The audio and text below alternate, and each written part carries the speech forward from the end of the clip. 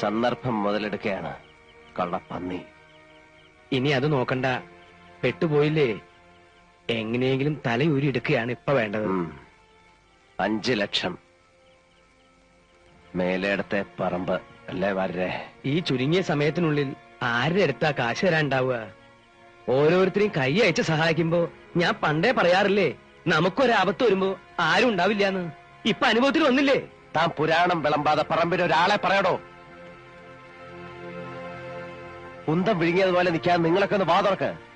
ആളെന്ന് വെച്ചാ ഇപ്പൊ റെഡി ക്യാഷ് കയ്യിലുള്ള ഒരാളേ ഉള്ളൂ, വീരാൻകുട്ടി. അവനോ? അതാ സത്യം.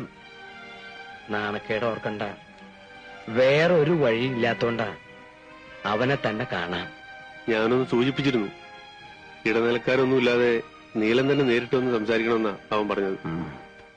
മനസ്സിലായി. വേറൊരു വഴിയില്ല അല്ലേ വരേ? ഇല്ല, സമയവും നമ്മുടെ കയ്യിൽ കുറവാ.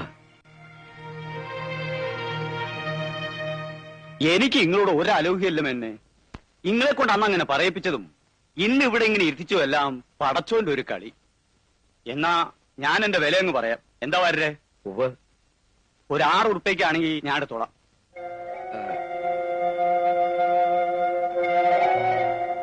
വീരാൻകുട്ടി, അത് വല്ലാണ്ട് കുറവല്ലേ? സെന്റിനൊരു... എനിക്ക് കൂടുതലൊന്നും പറയാനില്ല.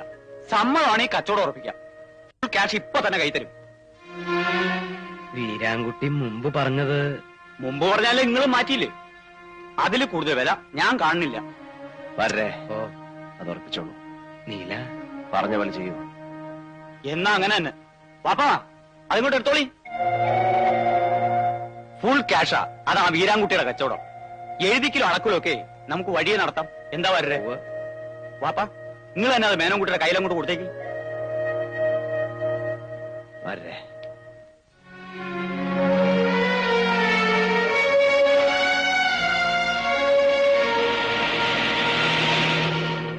മേലേടത്തെ പറമ്പ് കയ്യിന്ന് പോയിന്ന് വെച്ചാ വരുമാനത്തിന്റെ 1/3 നഷ്ടപ്പെട്ടു എന്നാ.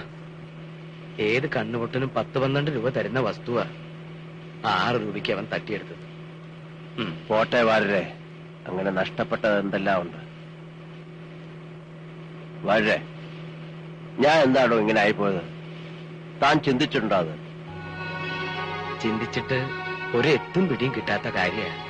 ആ തലവര അല്ലാതെ എന്താ ഞാൻ പറയാ. എന്നാ ഇനി ചിന്തിച്ച് ഞാൻ പ്രയാസപ്പെടണ്ട. ഞാൻ ഇങ്ങനെ തന്നെയാ.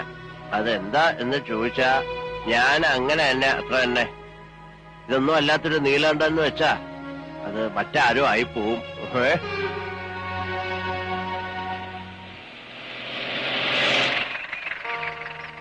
എങ്ങടാ മാഷേ? എങ്ങോട്ടുമില്ല. എന്നാ കേറാ. ഇല്ല, പോട്ടെ. അതെന്ത് പറച്ചില്ല മാഷേ? ഇങ്ങോട്ട് കയറൂന്നേ. വേണ്ട, എന്നെ വിട്ടേക്കൂ. ഇല്ല, തൽക്കാലം നിങ്ങളെ വിടാൻ ഉദ്ദേശിച്ചിട്ടില്ല. കേറിയില്ലേ നീലെണ്ണ പൊക്കിയെടുത്ത് ജീപ്പിലിടും. നല്ല കുട്ടിയായിട്ട് കേറിക്കേ.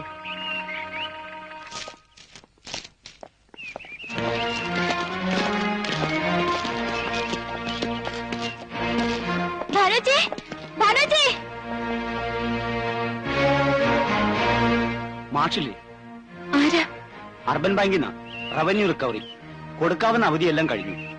ഇനി ജപ്തിയല്ലാതെ ഞങ്ങൾക്ക് വേറെ വഴിയില്ല. ഞങ്ങളോട് സഹകരിക്കണം. അത് അച്ഛനും കൂടി ഇവിടെ ഇല്ലാത്തപ്പോ ഞങ്ങൾ അയച്ച രജിസ്റ്റർ നോട്ടീസ് അദ്ദേഹം കൈപ്പറ്റിയതല്ലേ? ആ നിലയ്ക്ക് കാക്കേണ്ട കാര്യമില്ല. നിൽക്കൂ, കുറച്ചു സമയം വെയിറ്റ് ചെയ്യണം. ഞങ്ങൾ ഇവിടെ ഇപ്പോ 2 പെൺകുട്ടികൾ മാത്രമേ ഉള്ളൂ. ഞാൻ അച്ഛനെ വിളിച്ചിട്ട് ഉടനെ വരാം. മോളെ ശാരദ, ചേച്ചിപ്പോ വരാം. മാഷേ, അപ്പു മാഷേ,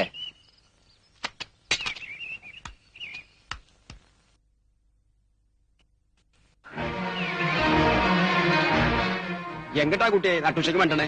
അച്ഛനെ കണ്ടു ചോദിപ്പില്ലേ? മാഷ് മംഗലശ്ശേരിയിലെ വണ്ടിയിൽ പോണത് കണ്ടല്ലോ. എന്താ കാര്യം? മാഷ് ഇങ്ങനെ മിണ്ടാട്ടം ഇല്ലാതിരിക്കണേ എനിക്ക് ഇഷ്ടമല്ല കേട്ടോ. ഞാൻ പറഞ്ഞില്ലേ മാഷേ, എനിക്കതിലെ പ്രയാസമുണ്ട്. അങ്ങനെ സംഭവിക്കാൻ പാടില്ലായിരുന്നു. എന്ത് ചെയ്യാ?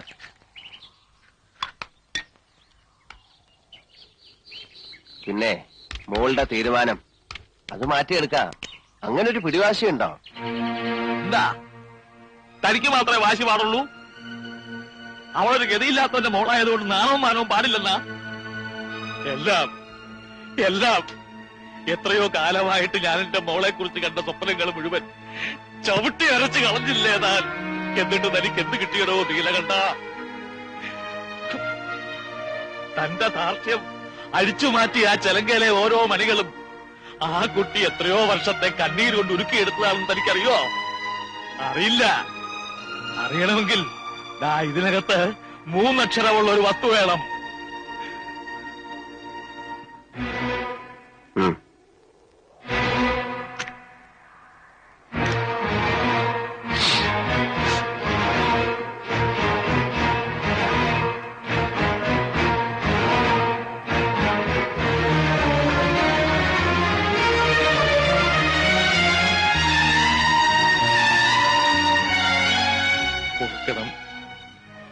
ഉള്ളിലെ വേദന എല്ലാം കൂടെ പുറത്തു വന്നപ്പോ കണ്ണു കണ്ടില്ല.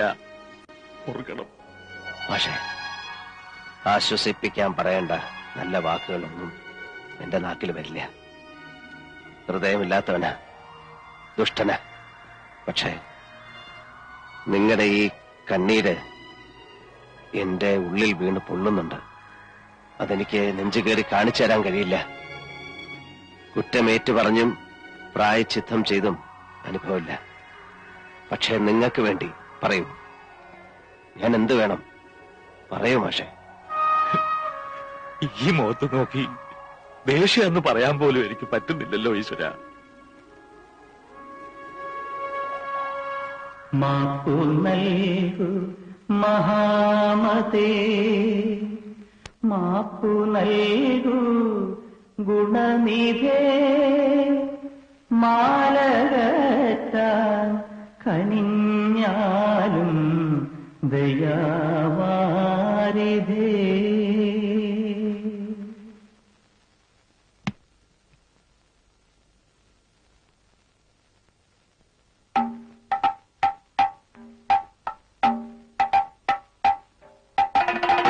മാപ്പു നൽകു മഹാമതേ, മാപ്പു നൽകു ഗുണനിധേ, മാലകറ്റാൻ കനിഞ്ഞാലും ദയാവാരിധേ.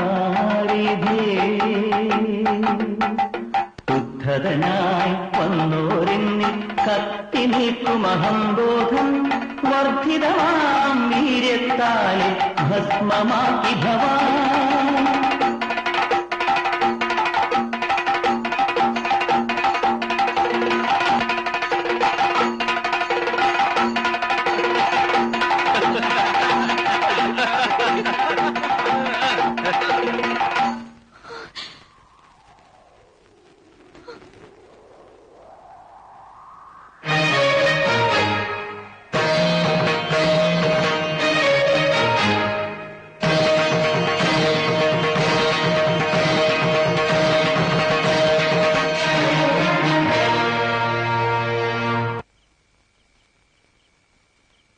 ജപ്തി ചെയ്ത് ഇറക്കി വിടുകയെന്നൊക്കെ പറഞ്ഞാല് ഓരോരുത്തർ പറയണ കേട്ടിട്ടേ ഉള്ളൂ. ബന്ധത്തിൽപ്പെട്ട ഒരു കൂട്ടർക്ക് തന്നെ ആ ഗതി വന്നു എന്ന് ഓർക്കുമ്പോ. അപ്പുവേട്ടന്റെ ദുശീലം കൊണ്ട് തന്നെ പറ്റിയതല്ലേ? ആരെയും കുറ്റം പറഞ്ഞിട്ടൊന്നും കാര്യമില്ല. വാസോട്ടാ, ഉള്ളതിനനുസരിച്ച് ജീവിക്കാൻ പഠിക്കണ്ടേ? മനുഷ്യരായാല് ഡാൻസ് പഠിച്ചിട്ട് പേരെടുക്കാന്നൊക്കെ പറഞ്ഞാല് അത് അഷ്ടിക്ക് വകയില്ലാത്തവർക്ക് പറഞ്ഞതല്ല. പുരാണം പറഞ്ഞിരുന്നിട്ട് എന്താ? ഉറക്കം വരണം. വിരിച്ചിട്ടുണ്ട്, വാസോട്ടൻ കിടന്നോളൂ.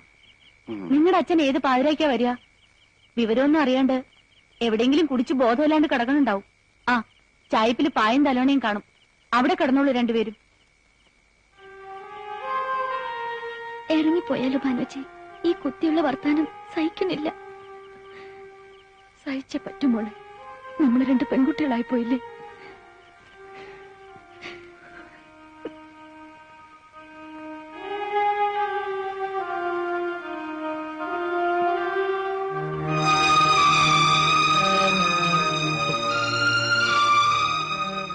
മോളെ, വേണ്ട, ഒന്നും പറയണ്ട. കുറെ കള്ളുടിയന്മാരുടെ നടുവില് സ്വബോധമില്ലാതെ ഒരു കോമാളിയെ എന്റെ അച്ഛനെ കണ്ടപ്പോ തൊലി ഉരിഞ്ഞുപോയി. നാണക്കേടുണ്ട്. എന്താ എന്റെ അച്ഛൻ ഇങ്ങനെയായി പോയത്? മോളെ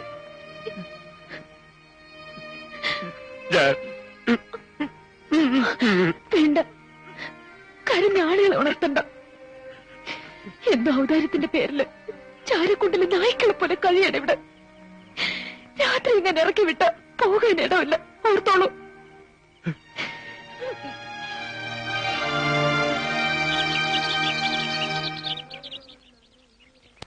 ആ നാണയമേന്ന് വരുന്ന ഒരു സംശയ.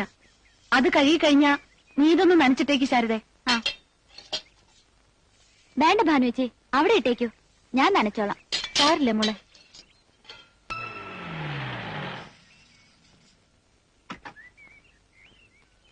ഇപ്പളാ അവിടെ വിവരം അറിഞ്ഞത്. അപ്പൊ തന്നെ നീലൻ അയക്കായിരുന്നു. എന്താ വേണ്ടേന്ന് വെച്ചാ ചെയ്യാം. മാഷയും മക്കളെയും കഴിയുമെങ്കിൽ ഈ വണ്ടി തന്നെ വിളിച്ചോണ്ട് ചെല്ലാനാ പറഞ്ഞിരിക്കണേ. അവിടത്തെ പത്തായപ്പുരയിലെ എല്ലാ സൗകര്യങ്ങളും ഉണ്ട്. വേണ്ട, ഉപകാരം ചെയ്തില്ലെങ്കിലും ഉപദ്രവിക്കില്ല എന്ന് വെച്ചാ നിങ്ങൾ എവിടെയെങ്കിലും ഒതുങ്ങി കഴിഞ്ഞോളാന്ന് പറയൂ. നിർബന്ധിക്കാൻ വയ്യ.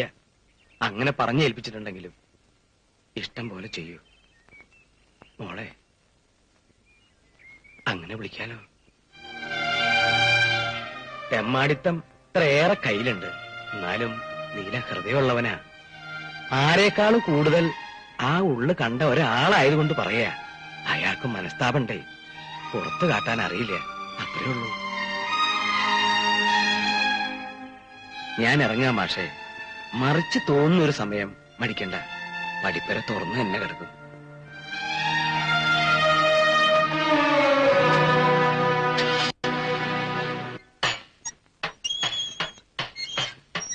വന്നു അല്ലേ ഊരി തണ്ടി?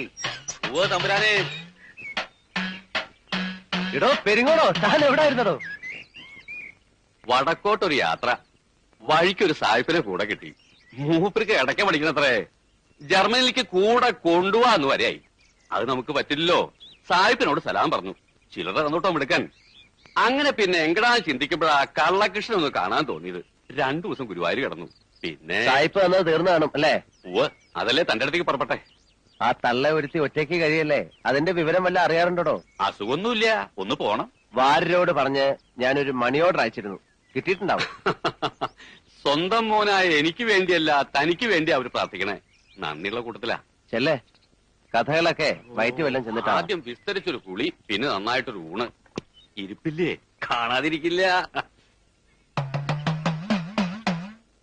ഇടയ്ക്ക് പ്രാക്ടീസ് ചെയ്യണ്ടോ താൻ? എവിടെ? എന്നെ കാണുമ്പോ മേടിച്ച് 2 തട്ട് അത്ര തന്നെ ഉണ്ടാവുള്ളൂ. തുടക്കട്ട് വെക്ക, ഒന്നും മുഴുപ്പിക്കില്ല. അതല്ലേ പ്രകൃതം. താൻ ഈ ചുറ്റലൊക്കെ മതിയാക്കി കുറച്ചു ദിവസം സ്വസ്ഥമായിട്ട് വിട്ടിരുന്ന ഞാൻ പ്രാക്ടീസ് തുടങ്ങാം. എന്താ? ആഗ്രഹില്ല, തന്റെ കൂടെ കഴിയാന്ന് പറഞ്ഞാല് എനിക്കും പലതും പഠിക്കാനുള്ള അവസര. പക്ഷേ മനസ്സ് സമ്മതിക്കണ്ടേ? ഈ അലച്ചില് അത് നിർത്താൻ വയ്യടോ. ഒരു കണക്കിന് താൻ ഭാഗ്യവാനാ. തോളത്തൊരു മാറാപ്പും ഇരുപുറം തേഞ്ഞൊരിടക്കയും. അമ്പലങ്ങളിൽ നിന്ന് അമ്പലങ്ങളിലേക്ക്. കൂടില്ല, കൂട്ടില്ല, പരമസുഖം. താനൊന്ന് പെരുക്കണത് കേൾക്കാൻ കൊതിയായി പോകണം.